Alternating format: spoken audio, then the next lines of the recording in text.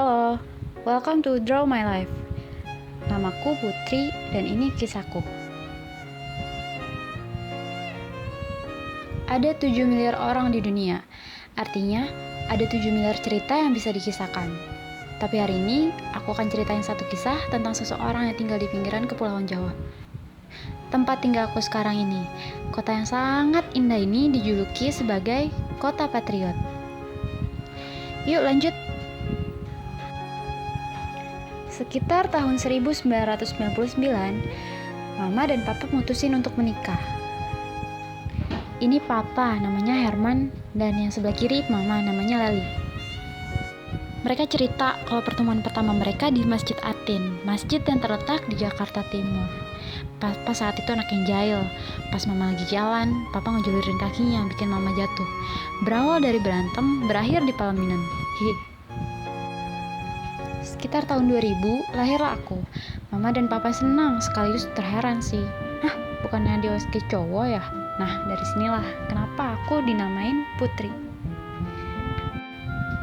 Papa udah nyiapin nama cowok yang sangat idolakan, namanya Shevchenko.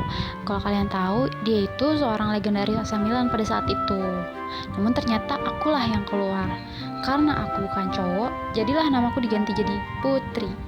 Sesimpel itu kan, kenapa namaku Putri? Karena aku cewek. Terlepas dari itu, kita menjadi keluarga yang lengkap dan bahagia. Tahun ke tahun terus berlalu. Aku tumbuh jadi anak yang penurut, pemalu, dan juga pendiam. Asli, mungkin itu pendapat kalian kalau ngelihat aku secara langsung. Saking pemalunya, saat di TK ketika aku main ayunan nih atau perosotan, aku nungguin bel masuk bunyi. Supaya anak lain masuk duluan, nyisain aku sendirian dengan area permainan. Ya, meski hanya 1 atau 2 menit, itu cukup bagiku. Untuk masalah hobi, aku punya banyak hobi sih terhitungnya. Mulai dari nonton film, baca novel, ataupun gambar. Yang paling aku suka adalah ketika ngelihat beberapa koleksi novel Mama. Apalagi yang berbau psikologi thriller seperti Silence of the Lambs. Gak jarang kita juga suka bahas isi novel yang udah kita baca. Nah, mulai dari TK, SD, sampai SMP, aku sudah terjun ke dunia tari dan sanggar. Awalnya, Mama secara iseng membuat aku terdaftar di penampilan tari di taman kanak-kanak. Bukan sesuatu yang benar-benar aku minati awalnya, karena ditonton banyak orang. Tapi karena aku nikmatin proses latihan narinya, aku jadi sedikit antusias untuk itu. Hal yang gak biasa terjadi di sini denganku. Setelah itu, aku mengikuti banyak kompetisi. Ada sebuah momen sedih, haru, namun juga senang. Aku tampil di salah satu gedung di Cibubur untuk kejuaraan tingkat kota. Saat itu aku bersama rombongan nih naik mobil. Sementara Mama bilang akan nyusul. Namun, aku salah infoin nama gedungnya. Mama gak sempat ngeliat aku tampil. Dia basa kuyup menghampiri aku dan bilang, "Ya, gak sempat ngeliat Tete deh." Terus aku juga hanya sedih dan minta maaf kayak, maaf ya tadi salah infoin." Nah, 5 menit selanjutnya, timku diumumkan sebagai juara 1 tingkat kota. Saat itu aku naik, tersenyum ke arah Mama. Kalau masalah bersosialisasi, aku memang agak kurang sih di sini. Tapi aku punya beberapa teman yang baik dan selalu support. Bahkan sampai aku kuliah pun mereka tetap masih kontakan nih sama aku. Terima kasih untuk Sabrina dan Fari.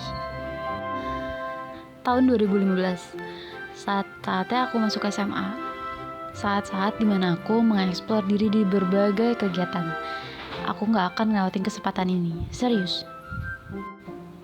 Aku mulai mendaftar di klub voli bersama temanku yaitu Galuh. Ekskul yang terkadang ngikutin kompetisi di tingkat sekolah. Aku latihan bersama teman yang lain dengan kakak kelas yang super baik. Berkali-kali aku terlempar karena gagal menipis bola. Berkali-kali juga gagal jadi middle blocker, apalagi spiker. Tapi aku sangat baik di libero. Gak hanya ikutin voli aja nih, aku juga ikut ekskul penyita alam di sekolahku. Ekskul yang kalian tahu isinya tuh nguras fisik banget. Tapi di sini aku beberapa kali ikut panjat tebing, naik gunung, dan juga ngelakuin kano. Waktu penjurusan, aku ternyata ditempatkan di IPA 2. Hari-hari dipenuhi dengan belajar. Belajar sebenarnya bukan hal yang aku sukai. Tapi itu yang harus aku lakukan kan? Mulai kenaikan kelas, beberapa pertanyaan mulai terlontar seperti kuliah kan atau ambil kedinasan. Aku berpikir alasan aku masuk IPA karena kata Om, anak IPA peluang kerja lebih gede nih daripada anak IPS. Jadi hal pertama yang kupikirin setelah SMA adalah berarti aku kerja kan? Di saat yang lain tes untuk masuk ke perguruan tinggi, aku malah ambil part time dengan gaji yang lumayan untuk ukuran anak kayak aku saat itu. Sehari 300.000 hanya menyebar kuesioner. Saat itu aku barengan dengan teman sekelasku. Dia udah mantap nih untuk kuliah swasta, jadi nggak akan ikut PTN. Nah, ada fase ketika aku bercengkerama dengan teman-temanku. Kita juga saling bertukar pikiran dan pendapat. Kemudian ada pertanyaan terlontar seperti kenapa aja nggak kuliah gitu. Terus aku bilang nanti dulu lah. Setelah lulus, aku langsung melamar di salah satu perusahaan retail. Awalnya aku ditempatkan di bagian kasir, namun aku ditarik ke bagian admin.